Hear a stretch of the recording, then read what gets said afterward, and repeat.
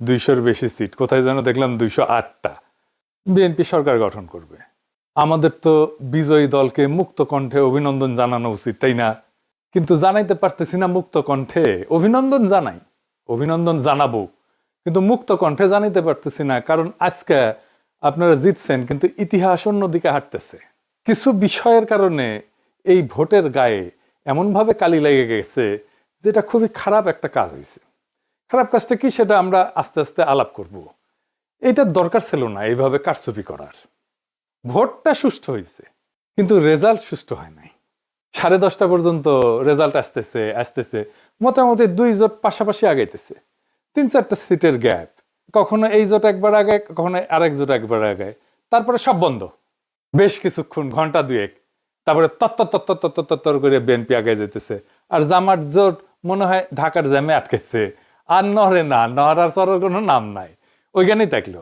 40 থেকে বিএনপি 208 হইল। আচ্ছা বলেন তো, কখনো এভাবে ডেটা ফাংশন করে? ভোটের সব তো ডেটা, অঙ্ক, এটা কি এইভাবে ফাংশন করে? মানে এটা বিজ্ঞানের কথা, হ্যাঁ, ব্রেনটের কথা আর কি, এডুকেশনের কথা। এগুলো তো র্যান্ডম নাম্বার। যেভাবে ভোটের রেজাল্ট ঘোষণা করা হয়েছে এর কোনো প্যাটার্ন মানে নাই। আপনি এই ডেটা যে কোনো ম্যাথমেটিক্যাল স্ট্যাটিস্টিক্যাল মডেলে ফেলেন, তারপরে দেখবেন এটা ম্যানিপুলেশন হয়েছে। একদম সেই অঙ্কে কষে এটা বুঝাই দেওয়া যাবে। আমি বুঝাই বলি একটারে, ধরেন এটা 300 সিট, তাই না? 2 জোটের সাপোর্ট মোটামুটি কাছাকাছি। তো র্যান্ডম অর্ডারে সিট ডিক্লারেশনের যে ধারা একটার পর একটা আসতেছে, এইটা যদি আমি সাইমুলেশন করি, বারবার করে দেখি, ধরেন 1 লাখ বার করি, করে দেখবো যে কয়বার এরকম প্যাটার্ন আসে। প্যাটার্নটা কিরকম? যে 10:30 পর্যন্ত নেক টু নেক ফাইট চলতেছে, তারপরে টোটাল ফ্রিজ একদিকে, আর একদিকে ম্যাসিভ অ্যাক্সেলারেশন, দাম করে উঠে গেছে উপরে। এটা সম্ভাব্যতা কত? এটা সম্ভাব্যতা যদি 0-এর কাছাকাছি হয় তাইলে এটা কারচুপি। আমি অঙ্কটা করেছি, হ্যাঁ, অঙ্ক করলে, হ্যাঁ, আমাদের বাংলার মার্টিন লুথার কিং অঙ্ক ভয় পায়, তো আমি করেছি, যদিও আমি স্ট্যাটিস্টিশিয়ান না। তাইলে এইটা হওয়ার সম্ভাবনা 0। মানে 1,90,000 বিলিয়ন কোটি বার যদি আপনি এটা করেন, তাহলে একবার আপনি এটার চান্স আছে। মানে বুঝেছেন তো এডিটর সাহেব, লিখে দেন 1,90,000 বিলিয়ন কোটি বার আপনি যদি এটা সাইমুলেট করেন, প্রায় অসীম সংখ্যায়, তাহলে একবার এটা হওয়ার সম্ভাবনা আছে। এই এই এই নির্বাচনে যেটা হয়েছে, কি রেকর্ড দেখেছেন, গিনেস বুকে ঠাঁই পাবে বিএনপি দল হিসেবে। এবং তাদের বুদ্ধিজীবীরা এইরকম আসন সংখ্যার কথাই কিন্তু বলছে, 200-র বেশি পাবে বলছে না? বলছে জামাত এনসিপি 80টার মতো পাবে, তাই হয়েছে। আমার প্রশ্ন হইতেছে, এত নিখুঁত প্রেডিকশন কেমনে করলো? তার মানে আগে থেকে সাজানো ছিল, তাই না? আচ্ছা, এই যে 208টা সিট যে পেল, এইরকম আওয়াজ কি বিএনপি ছিল যে 208টা সিট পাবে? ইলেকশনে মাঠে ছিল, বরং উল্টাটা ছিল। এই লেভেলে জিততে হইলে তো একটা ইস্যু লাগে রে ভাই, বড় ইস্যু লাগে, যে ইস্যুতে সারা দেশ র্যালি করবে। 2008 সালে ইস্যু ছিল বিএনপির দুর্নীতি, সেজন্য আওয়ামী লীগ জিতেছিল, এইরকম জিতেছিল। 70-এর নির্বাচনে ছিল স্বায়ত্তশাসন, এজন্য মুজিব জিতেছিল। এইবার কি কি ছিল? Family card. মানে মানুষ পাগল হইয়া ফ্যামিলি কার্ডের জন্য ফাইরা ছাপ্পর ফাইরা ভোট দিছে। আপনারা সবাই দেখেছেন যে মামুনুল হককে বিজয় ঘোষণা করছে সব কয়টা মিডিয়া, তারপরে ওই খবর সবাই মুছে দিছে। তারপরে দেখি ববি আজাদ জয়। হ্যাঁ, এরকম তো অনেক আসন হয়েছে। এমনকি তারেক রহমানের আসন হয়েছে, 3,500-এর ব্যবধান ছিল, 17টা কেন্দ্র বাকি ছিল গোনা, তারেক রহমানকে বিজয়ী ঘোষণা করে দিছে। তারেক রহমানের প্রতিদ্বন্দ্বী লিখছে এটা, আমি স্ক্রিনশট নিয়ে রাখছি। ওই সময় খুলনাতে মিয়া গোলাম পারোয়ার কত ভোটে হারছে জানেন? 2,000 ভোটে মাত্র। শুধু জামাত 5,000-এর কম ভোটে হারছে এরকম আসনের সংখ্যা কত জানেন? 53টা। মূলত এই 53টা আসনে কারচুপি করে হারানো হয়েছে জামাতকে। কেউ কেউ বলে এটা 70টা। জামাত তাইলে প্রকৃতপক্ষে আসনগুলোতে জিতছে, কিন্তু ডিপ স্টেট সংখ্যা কমায় কয়টা দিতেছে? 70টা না কয়টা যেন দিতেছে, খয়রাতি। এটা তো বিএনপির শক্তি না, এটা ডিপ স্টেট, আওয়ামী লীগ আর প্রশাসনের শক্তি। তার উপরে ভর করে তারেক রহমান দেশ চালাবে। কেমন চালাবে বুঝেন? আমাদের প্রতিপক্ষ তো বিএনপি না, আমাদের প্রতিপক্ষ BNP plus Awami League plus deep state plus India. প্রয়াত ডক্টর আলী আকবর খান অর্থনীতিবিদ ছিলেন, সাবেক আমলা এবং তত্ত্বাবধায়ক সরকারের উপদেষ্টাও ছিলেন সাবেক। ওনার একটা বই আছে, অবাক বাংলাদেশ, বিচিত্র ছলনাজালের রাজনীতি। ওইটাই উনি লিখছেন যে কিভাবে নির্বাচনের ফল বদলায় দেওয়া হয়। উনি লিখেছেন কারচুপি হয় ভোট গণনার পর্যায়ে এবং ফলাফল ঘোষণার ঠিক আগের মুহূর্তে। বুঝিস, একই জিনিস ঘটেছে না? অধিকাংশ ক্ষেত্রে দেখা যায় ভোট গ্রহণ শেষ হওয়ার পর যখন গণনা শুরু হয় তখন বিরোধী দলের পোলিং এজেন্টদের ভয়ভীতি দেখায় বা প্রশাসনের সহায়তায় কেন্দ্র থেকে বের করে দেওয়া হয়েছে না। পোলিং এজেন্টদের অনুপস্থিতিতে যখন ভোট গণনা করা হয় তখন আসল জনমত প্রতিফলিত হওয়া কঠিন হয়ে পড়ে।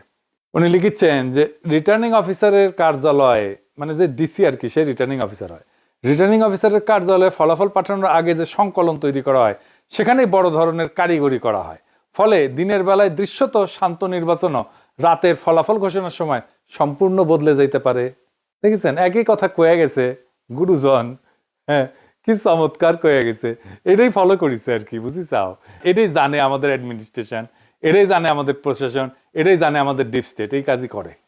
এই নির্বাচনের ফলাফল একটা ইন্টারেস্টিং জিনিস দেখায়। আমরা গলে জাতীয় পার্টিকে ওয়াইপ আউট করে দিছি। রংপুর ছিল জাতীয় পার্টির দুর্গ। আওয়ামী লীগ বিএনপি 35 বছর ধরে চির ধরাইতে পারেনি সেই দুর্গতে। আমরা এটা ফ্ল্যাট করে দিছি। আমরাই করছি, বিএনপি করে নাই। রংপুরে বিএনপি আওয়ামী লীগ কিচ্ছু করতে পারে নাই। সেখানে যে এনসিপি জামাত তাদের হারাই দিল, সেই এনসিপি জামাত দুর্বল না যে সারা দেশে হারা গেল। এই চিত্রটা, রংপুরের চিত্রই সারা দেশে হওয়ার কথা ছিল, হইল না, ডিপ স্টেট হইতে দিল না। এটা আসলে করার দরকার ছিল না, এই কামটা করার দরকার ছিল না। ভোট খুবই সেন্সিটিভ জিনিস। মুজিব 1973-এ এই কিসিমের একটা নির্বাচন করে গাড্ডায় পড়েছিল। হাসিনা নির্বাচন না দিয়া এরকম কিসিমের নির্বাচন করে গাড্ডায় পড়েছিল।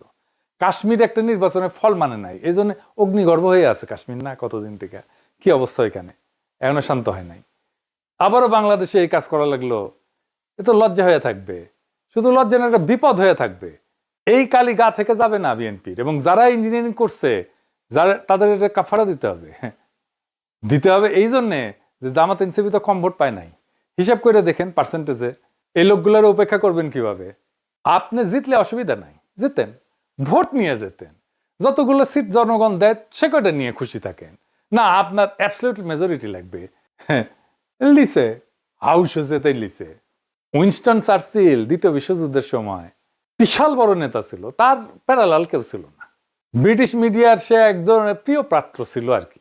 সেখানে যাইতো, সব জায়গায় মিডিয়া তাকে ছুটে যেত, মারাত্মক হাইপ তার, যেখানে যায় বিশাল সভা করে।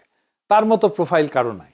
সে দ্বিতীয় বিশ্বযুদ্ধের বিজয়ের নেতা। সেই যুদ্ধ শেষ হওয়ার পর এই নির্বাচন দেওয়া হয়েছে, গোহারা হারছে লেবার পার্টির কাছে, তাকে নিয়ে হওয়া হাইপ কই ভ্যানিশ হইল। আবার কিন্তু সে ঠিকই 5 বছর পরে নির্বাচনে জিতেছে।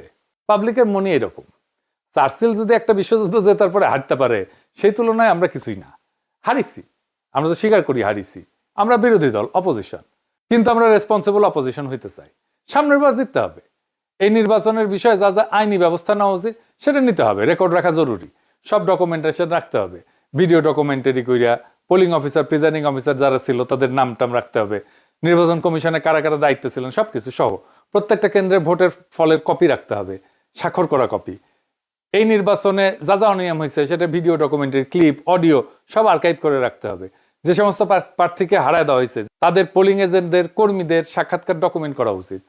তারপর নির্বাচনের ক্যাম্পেইন করার সময় নারীদের উপরে যে হামলা করছে বিএনপি, সেগুলো ডকুমেন্টেশন থাকা উচিত। এই নির্বাচনে আমরা যে হাইপ তুলছিলাম সেটা তুলনাহীন। সেই জন্য সবাইকে আন্তরিক ধন্যবাদ।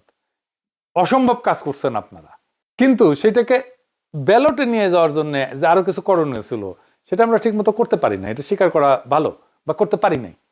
ভোট কেন্দ্রগুলোতে পর্যাপ্ত কর্মী দেওয়া যায় নাই। বেশ কিছু আসনে বিদ্রোহী প্রার্থী ছিল, এটা আমাদের জন্য সমস্যা করছে। কোনো মিডিয়া নাই আমাদের সাথে, কেউ আমাদের কথা বলে না, লিখে না। ইলেকশন ক্যাম্পেইনে ইন্ডিয়া ইস্যু যেভাবে আসা দরকার ছিল সেভাবে আসে নাই। আমি জানি না কেন ওনারা আনেন না, ইন্ডিয়ারে অখুশি করবেন কিনা। ইন্ডিয়া যদি অখুশি হয়ে যায় সেটা ভেবে যদি না বলে থাকেন তাহলে তাদের বিপদ। নারীদের একটা রিজার্ভেশন ছিল, এটা কাটে নাই। নারী ইস্যুতে একটা স্পষ্ট লিখিত অবস্থান নেওয়া উচিত ছিল, সেটা না হয় নাই। আর ঐক্যটা ঠিক মতো ক্রিস্টালাইজ হইতে পারে নাই, মানে একদম শেষ মুহূর্তে হয়েছে ঐক্য। আর প্রশাসন তো পুরাই বিএনপির অনুগত, তার আজ্ঞাবহ হয়ে গেছিল। এরকম একটা অবস্থায় জিতে আসা খুবই ডিফিকাল্ট। তারপরে ক্যাম্পেইনটাকে আমরা এমন একটা জায়গায় পৌঁছায় নিয়েছিলাম যেখান থেকে মনে হয়েছে যে আমরা জিতে যাব, এবং আমাদের তো খুবই ভালো রেজাল্ট করার কথা ছিল। বিএনপিকে জিতলে খুব মার্জিনালি জিততে হতো। এখন কি করা উচিত জামাত এনসিপির? এখন করণীয় হইতেছে 3টা রাজনৈতিক এজেন্ডাকে কেন্দ্র করে জোটের রাজনৈতিক ভিত্তিকে সংগঠিত করা। 1 নাম্বার, একটা রেসপন্সিবল অপোজিশনের ভূমিকা নেওয়া। আমরা রেসপন্সিবল অপোজিশন হইলে আওয়ামী লীগ ফেরার রাস্তা বন্ধ হয়ে যাবে। এখনই নতুন সরকারের বিরুদ্ধে আন্দোলন সংগ্রাম করে খড়গহস্ত হওয়া উচিত হবে না। আমরা দেখি কি ডেলিভার করতে পারে বিএনপি। এই সরকার চালানো বিএনপির জন্য হানিমুন পিরিয়ড হবে না, অত্যন্ত জটিল হবে সরকার চালানো। আর যা যা প্রতিশ্রুতি দিছে সেগুলো ডেলিভার করতে ওদের ঘাম ছুটে যাবে। জামাত এনসিপি আন্দোলন করলে বলবে ওদের জন্য আমরা কাজ করতে পারিনি, দায় চাপে দেবে আপনার উপরে। 2 নম্বর হইতেছে এই বিএনপি শাসন চালাইতে গেলে ভুল করবে, মিস্টেক করবে, অত্যাচার করবে, নিপীড়ন করবে, নির্যাতন করবে। আপনারা একটা হাসিনা 2 রেজিম দেখতে পারবেন। সেইখানে আমাদের খুবই ক্যালকুলেটিভ আন্দোলন গড়ে তুলতে হবে। এই যে দেখেন ইলেকশন, আপনারা একটা আওয়ামী শাসন দেখবেন, লিগে রাখতে পারেন। আমরা আবার আগের সেই জায়গায় ফিরে গেলাম, 2008 সালে ফিরে গেলাম। এরপরের সময়গুলোও আবার রিপিট হবে। এবার হবে দ্রুত। হাসিনা 15 বছরে যা যা দেখছেন তা বছর 2-এর মধ্যে দেখে ফেলবেন। তারেক রহমানের যদি স্টেবিলিটি প্রায়োরিটি হইতো তাহলে ভোটটা তিনি ফেয়ার হইতে দিতেন। মানুষ একটা পরিবর্তন চাইছিল, তিনি পরিবর্তনটা ঠেকাই দিলেন। এবার কি আদৌ পরিবর্তনকে ঠেকায় রাখা যায়? যায় না। আর 3 নাম্বার স্ট্র্যাটেজি হইতেছে আজকে যেই শক্তি জামাত আর এনসিপির পিছনে দাঁড়াইছে সেই শক্তিকে সংহত কইরা পরের নির্বাচনের জন্য আজ থেকে প্রস্তুতি নেওয়া উচিত। এই নির্বাচন কিন্তু দেখাই দিল যে বাংলাদেশ এখনো গণতান্ত্রিক পরিপক্কতায় পৌঁছায়নি, কিন্তু এই ভোট প্রমাণ করলো একটা বিকল্প শক্তি উঠে এসছে। এই শক্তিকে আর থামানো যাবে না। আর বিএনপি যেহেতু আওয়ামী লীগ আর হাসিনার দেখানো পথেই যাইতেছে, তাই সে হাসিনার অন্তিম যে লক্ষ্য সেটার দিকেই যাবে। এটাই ইতিহাসের শিক্ষা। তবু আপনাদের জন্য শুভকামনা। আমরা লক্ষ্যে অবিচল থেকে আগায় যাব, জনগণকে সাথে নিয়ে যে আজাদির কাফেলা আমরা শুরু করছি তার সাথেই যাব।